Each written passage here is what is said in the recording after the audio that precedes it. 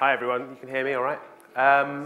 So I've decided to move away from technology a little bit today, and rather than even using a clicker, I have Jack here who's going to be going through. I've gone totally analog on you, as befits an advertising man. And Jonathan mentioned, and got a good laugh on the advertising people who don't show any numbers. If I'd known, I'd have given you a half-hour econometrics lecture, but I'm not going to do that. It's provocative, it's a presentation, but really it's more of a therapy session actually for me.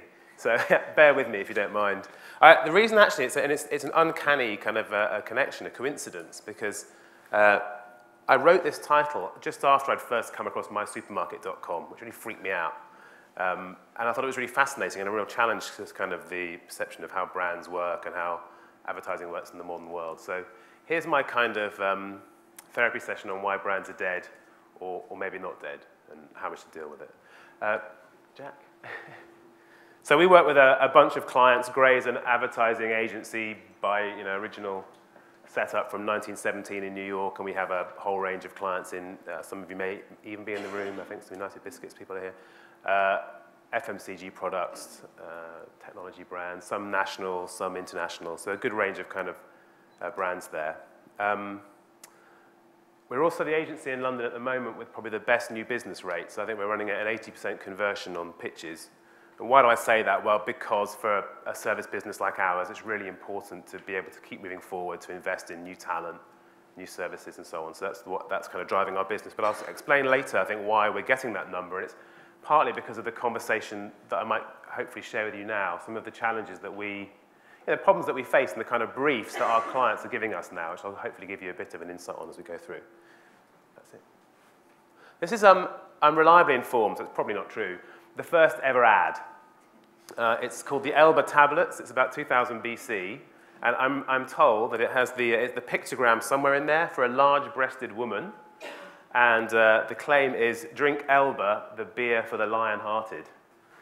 I mean, that's the kind of, sometimes I often wonder whether brands have moved much beyond that in their kind of category, in their communication. So maybe it is time for brands to die and for us to find other ways of consuming and buying the products that we need in our lives. I mean, the truth is it was a lot easier in the past. I've been working in sort of loosely sales and marketing for probably 15, 20 years, but I think we all kind of wistfully look back and think, God, it was probably easier then, wasn't it? And it is difficult now, mainly because there are lots of choices for us to make all the time, I think, in all our different disciplines in the way we operate. Lots of choices about which strategies we have to follow and how to be successful, and there's more risk, perhaps, than there was in the past. The model was simple in the past, wasn't it? There was a kind of producer who branded a product. There was a distribution brand, a retailer that also was a branded product. People would choose to go there. And then there was the consumer. There she is, very happy. And she would kind of choose her brand and go and buy it at her favorite retailer, and it was a job done, nice and easy. And we all went off for drinks at 5 p.m. in someone's office in an advertising agency. That's no longer the case, unfortunately. And brands are broadcast, and so it was very easy to kind of, as you know this, to push the button and outwork the campaign, and we'd kind of come back and see the results in a few months' time, ideally. But so I think it's interesting. This week I saw a tweet saying that there's actually more investment in TV again after a while in the UK, which I guess is a sign of the economic environment. But still interesting, there's so much television advertising going on, despite the world that we now live in, and how much more opportunity there is to really engage with people. But if you really think about some of the challenges we've talked about today, and I think it's really interesting just after what Alan's been talking about from mysupermarket.com's perspective, is if you sort of follow that conclusion, potentially you come to a point where you say to yourself, well, maybe today's brands are the result of a mass market society we used to understand and live in, and that frankly they're about to die as that world changes. And you can kind of believe that. Schultz, who wrote this, is a guy from Northwestern University, I think it's Ohio, in the States. And I do sort of feel some of that really. If I can have a reference by another customer of a product, I read their review. If I can order it myself, if I can change my shopping basket to get the best possible price, then maybe it is dead. Maybe we'll go back to those small communities where I knew the butcher, I knew the quality of his meat, I knew where his cows came from. Job done, very simple. God, it's quite depressing for someone like me. And maybe depressing for some people like them. I don't know whether some of you probably are in the room, so I'm sorry if I misrepresent your business if you're on here. But the changes we've been talking about today in digital connections is kind of the theme, but the changes in technology and society around that are putting a lot of pressure on these brands in the UK alone, right? So they've This is a graveyard in the background of people who've faced that challenge and faced it and found it very difficult to deal with it, really. And partly, of course, because no one kind of goes unnoticed or uncriticized. These brands, we all look at ourselves, don't we, when we're buying things, just to be kind of conscious of what decisions we're making, and it's the wise thing to do. Have anyone seen the United Breaks My Guitar story from a few years ago? So there's a guy who was flying on United Airlines. They didn't look after his guitar case properly. They were nasty about it when he had a problem with it. He makes a song in his bedroom. The song goes massively huge on the internet. And effectively, in doing that, he's getting the same share of voice, in popular culture as United Airlines are, off one song. So in a way, these things are completely kind of changing the symmetry, who's got the money, who's got the power. I think it's fascinating. And that could be a real challenge for brands, particularly since, I guess, historically, we've not been great at being transparent and knowing how to deal with threats, reputational threats to our businesses. Thanks, Jack. And this represents, it is kind of the Terminator. But in a way, sometimes you can think of the technologies out there literally killing brands off, going out there and destroying them, where there is a price premium, where there is, in the military, they talk about information asymmetry. So one side's got all the information, the other one hasn't, and these guys are the guys that win. And where that's the situation, then the technology does a great job of going in and smashing it up. So most of us will have used some of these services in the past, if not kind of currently, to try and do that and to really kind of get a fairer deal for the customer. And it feels good, doesn't it, in a way? And how far will that go? How far can that push on? It's worrying if you're a brand, I think. And in fact, really, who needs brands at all when robots choose for you? Okay, so I don't know, do you watch Netflix at all? Do you ever use Netflix, any of you? It's kind of there, it promotes stuff to you, it says try this, try that, and before you know it, you've kind of found series and you're watching stuff and you maybe never got advertised to, and the brand didn't really get a look in necessarily. It's even worse, I think, about car buying. So we have someone from Ford, we met earlier. In the car buying market, it was a kind of relatively straightforward job. You choose the ones you like, do a bit of research online, that's whittled down now, and you go to the dealership and you buy your car, test drive it, off you go. Now, in fact, it's become more complicated because you might have the 3 or 4 that you like, then you go and look at a review site, which is the right thing to do, of course, and the review site says, why don't you go and look at this one and that one because they match your behavior profile, and you might like that one and you might like that one. So your list actually gets bigger and bigger and bigger and bigger. And it's really hard for motor manufacturers and many other categories to stay on the list at that stage, isn't it, to kind of keep going. Hopefully that's something which you kind of recognize from the car industry. So who needs brands at all when robots are going to do it all for us? Just kick back, let the machine do the talking and the thinking. It's even worse than that, actually, because customers are predators too. It was a much nastier picture. I had it taken out because it was just a bit of Predator, from the film. Didn't go good. Customers are predators too because they're not only kind of removing those kind of unfairness in the pricing and the availability of information and the reviews and quality about products, they're also actually now starting to attack the people that are the producers themselves, right? So some of you are product makers in the room. In the old days, it would have been a lot easier to say, well, I don't know, I've had a really brilliant idea about how to make nice soap. I'll go and speak to the Unilever guys and try and sell them my soap business, and it'll all be fine. Well, now if you're someone who has a really good idea about making soap, well, then you might just go here and go direct to the public, and they'll take a stake in your business, and off you go. And you've actually kind of completely disintermediated the producer as well, right? The factory guys are kind of out of the picture. Are any of you, there's no one from here from trend watching, is there? No, there's trend watching groups? I don't think they're part of WPP, but they talk about pre-tail, right? Which is kind of have lots of buzzwords. But I quite like the idea that these guys are kind of working out what's going to sell before it even sells. And they're really getting invested in and doing it. I'm sure you've seen some of those. It gets potentially even worse than that. Because in a world where the customers decided what they wanted to make, and they've invested in Kickstarter or whatever it might be to get their product going, or Crowd Supply, one of those, now they'll be printing out their Heinz baked beans in their bedroom or wherever it might be, in their house. Why do I even need to go to a retailer at all? I'll just print out the one I like, just here. It's quite a strange bit of 3D printing there. You've seen 3D printers, right? It's kind of the fashionable thing to have in an advertising agency and not really used for anything serious. But there's one. But that's quite scary. So really then the only brand is my brand, me brand, and I'll just print out one I like, and the rest of you can get lost. And then I don't have a job, and everything's difficult for us. So that's my therapy session. I could just stop there and then leave, and brands will be a thing of the past. This is actually one of the Chapman brothers. There's artist guys, and I think it's on at Tate Britain at the moment. A lovely picture of sort of primeval branding, which I thought was quite interesting. Maybe that's where we're going, and in the longer term, we won't be using brands in that way. And yet, I come back from the darkness that presents. And yet, I think it's not actually that simple. And one of the interesting things is, I guess, over the years of working in marketing loosely, is how much of the time what I do is in planning and strategy and what we try and do in our agency world is just try to reconnect people together again. To actually understand what is the real human behavior and what is the real human motivation and why do they feel that way and how can I actually touch them in the heart and get through it. And although we kind of sit here and worry about all the various aspects of, worry is too strong a word, I've worried about it, although we sit here and think about all the various components of how rational and price-driven and structural and how much the industry is changing and there's no room for kind of indecision, there's no room for emotion anymore, it's all about a rational decision, it isn't really like that. It really isn't really like that most of the time.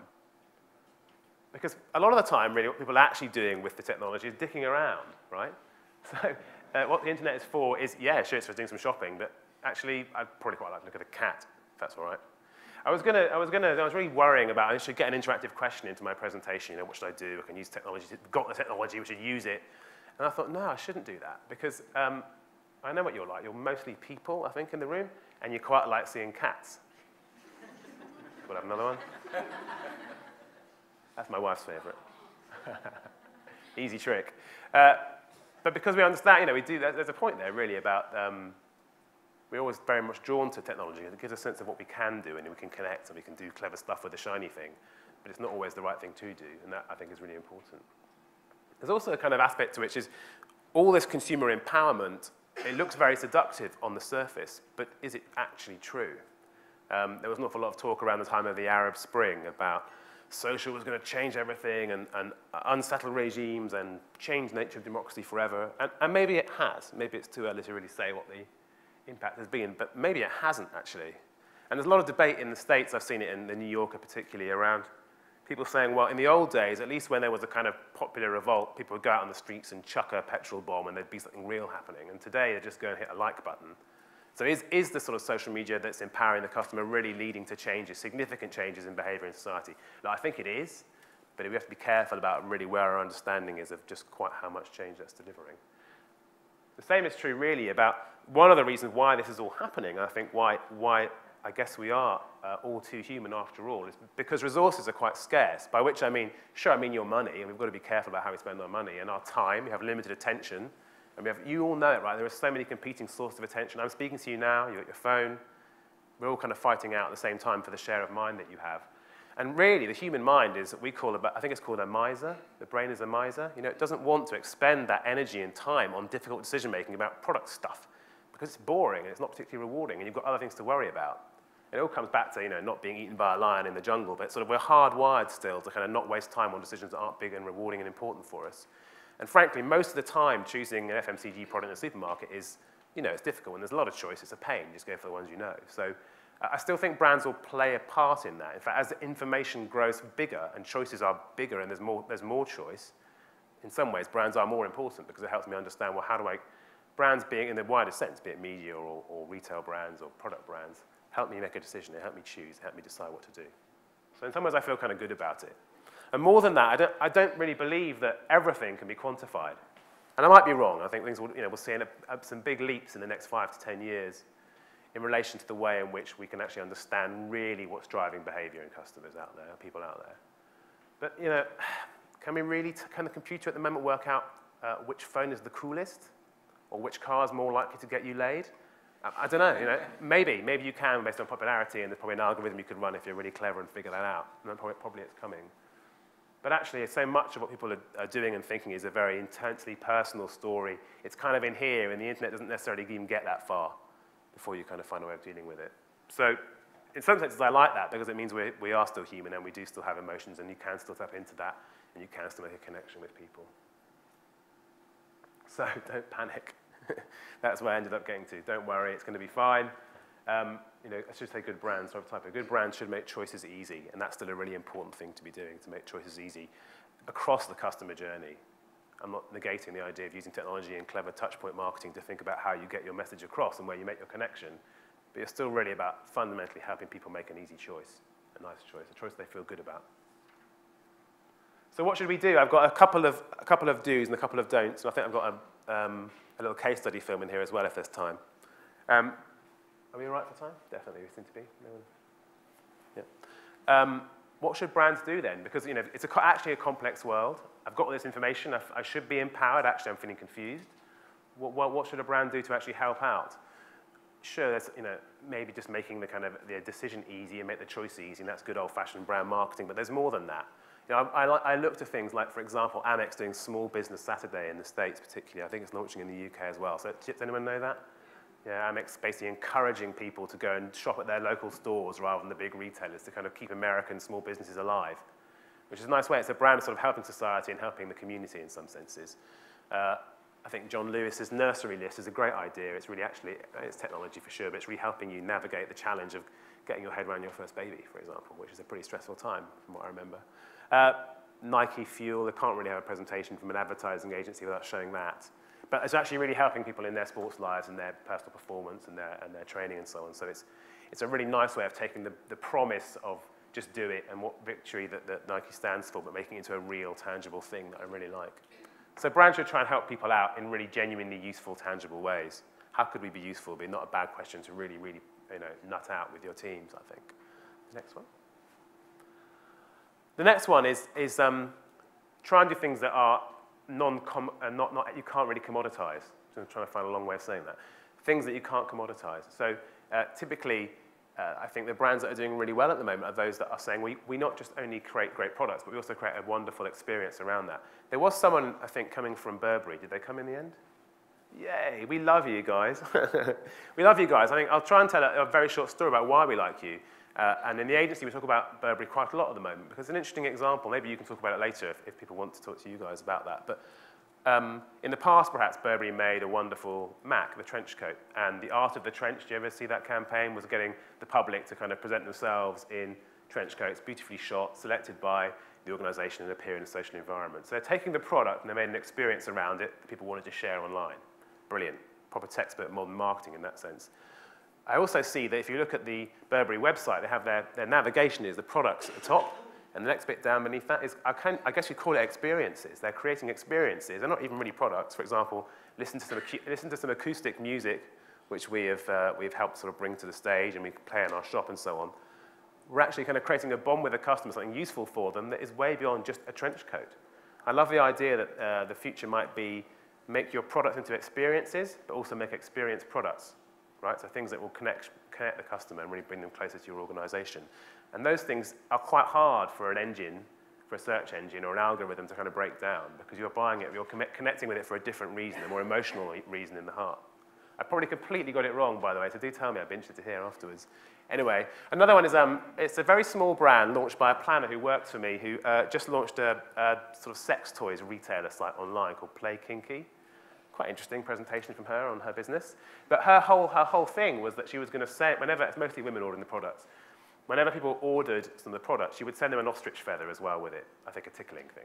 But to kind of create a connection and a bit of charm around the product and create a sort of added value aspect to it that would somehow make them feel more special and more interesting than just receiving your product in the package. But I think I won't dwell on that anymore, right, because I should move on. The final one, and the one that I think we spend most of our time really kind of worrying about, and this is the point about where client briefs are coming into us and are being written differently at the moment, is around if you really want to kind of get into the lives of a customer and connect with them properly and get away from just being a commodity that is kind of through an engine or a machine, then move in culture, swim in the culture that they're actually interested in and looking at.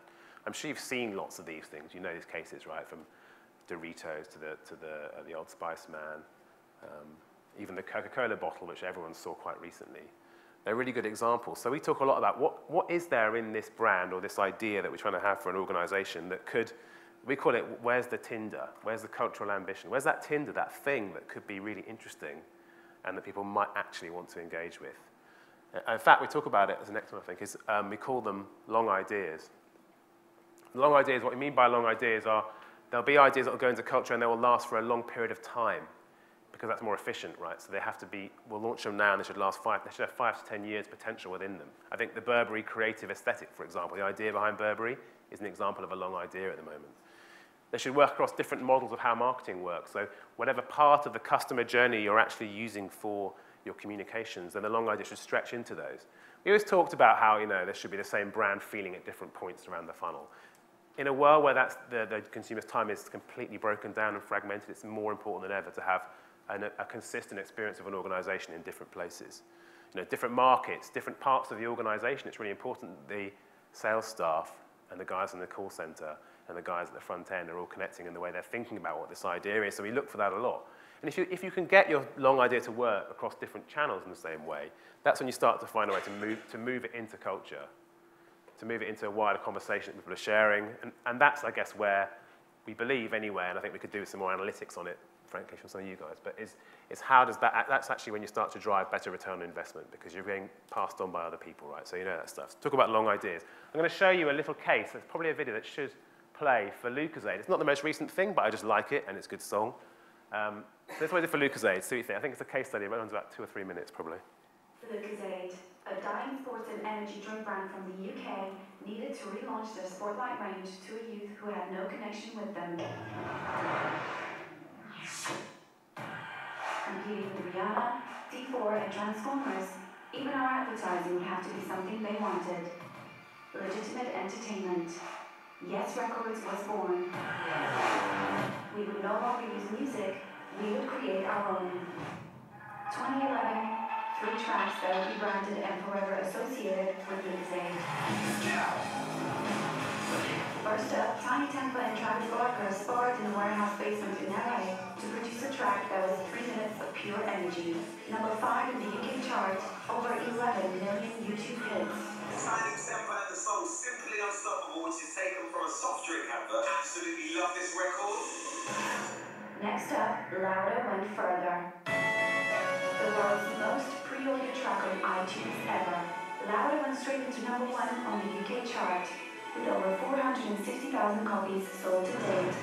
Over 14 million hits. Yes. Louder is number 1 right now on our live chart. Congratulations on the success of it all. Anyway, the track with the power of advertising, really TV advertising. I do remember first seeing the advert and thinking, wow, what a tune. And to cap off a great year, an unsigned band piled down the hill playing theaters indie classic Buck Rogers.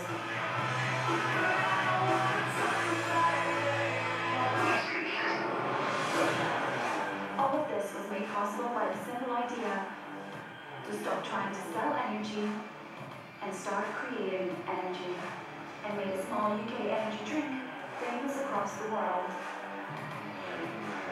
Yes. Boom. So can you flip back one, because I don't want to see that yet. That's an example, I suppose, of us trying to get it right. So thinking about making music on behalf of the brand rather than just selling bottled drinks. And actually, there's a brilliant quote. I interviewed somebody recently who'd been working for Red Bull in Los Angeles, I think it was. Said that the chat there in the office was not was kind of that one day a guy would leave a shop, a kid would leave a shop and come running to their mum and say, "Mummy, mummy, mummy, Red Bull makes soft drinks." So they didn't understand that it came from a company that had started out there, but it had come the other way around. And I guess my kids will never know that Red Bull really was that weird taurine drink. But I think it's fascinating that model seems to be the one that we seem to be winning on. People are interested in discussing it and working out how it works. Is it economically viable yet? That's what we're working out right still. But suddenly it seems to kind of register higher in people's attention. That seems to be part of the challenge. So a couple of don'ts in terms of, I have some do's, there's 2 don'ts, I think, and they're kind of just personal prejudices, frankly. But don't treat social as crap DM, because social is it was such an amazing opportunity. I still think it is. I did Volkswagen's launch into social in the UK in about 2010. And I had such high hopes for it, and then we set up our Facebook page and no one came for ages, and even though we were a great car brand. And it always struck me that was kind of an interesting lesson into what actually makes social work. Partly it's having an understanding of how you can drive traffic and those kinds of things, but also really understanding how to use that presence in social environments to really create a connection with people. Too much of what we see in social, to me, still seems to have kind of defaulted to either a modern version of a customer magazine. You know, a customer magazine, you have some content that really die-hard customers really liked and everyone else stuck in the bin. You know, and then suddenly that's kind of sometimes what a bad Facebook page experience can feel like. And I mean, recently I was ranting an awful lot about beer brands, because a lot of what they seem to do would be kind of Friday night, they'd post a picture of a pint of lager. That was their strategy, and everyone goes, yay! I thought, is that the sum total of what social's about? I mean, this time around, a few months later, I'm thinking, well, maybe that's okay. At least you're close to the actual experience of the product, right? So maybe that's all right. But it seems to me there's much more we could be doing with that to really become social businesses. And I think we're only kind of at the early dawn of how we're actually going to operate in that way, to actually bring the customer into much more into the heart of the organization. We talk a good game about it. There's not an awful lot of evidence of really doing it yet, so there's something to push in that area. The final point really for me was just to not stop experimenting. This is the Hadron Collider. Because I suspect when you look back at old television from kind of the 60s or even the 70s or the 80s or even the 90s now, you think, that looks shit, that's really bad. Really badly run, really clunky, really obvious. And I think we'll look back on a lot of the digital connection marketing that we're doing now in the same way in 10 years' time. Even now, there's kind of an awful lot of derision for the microsite strategy of 5 or 6 years ago that most brands got into, right? We all did it. So let's make a microsite because it'll all come, and then no one came. I think it's fascinating to think about that. So the trick is to kind of keep pushing and keep looking, and I guess turn up to these events and hope to find out something interesting, really. I'll leave one final point, and then I'm done. Oh, no, there's 2 points. It's all right, though. I guess one thing is just that the technology itself is not necessarily, the fact that it can be a disruptor is not necessarily a new thing, right? So the cowrie shell is kind of an interesting technology that's changed the face of retail. The train tracks changed the nature of distribution and pricing, and people kind of were terrified of what that would do to the retail environment. And in some senses, we've always had these changes in technologies that have gone along with the way we buy and sell and consume products, and I think that won't change. I think what actually is interesting is what stays the same about us, and which is why I started with that picture of someone who literally had pressed with their thumb a beer ad for Elba beer, the beer with the heart of a lion, into that tablet of clay. You click on. And it's really about, sort of fundamentally, we're just people selling to people. And I think that the organizations that will really, really nail it in the 21st century are those that are the most human, the ones that are able to really put the person behind the organization facade in touch with the people out there that are really buying their products and make those, feel like personal, real connections. The very best brands are the ones that are doing that. So brands aren't dead as long as they can become, and be as human as possible. I guess that's probably my main thrust. Thanks. That's it.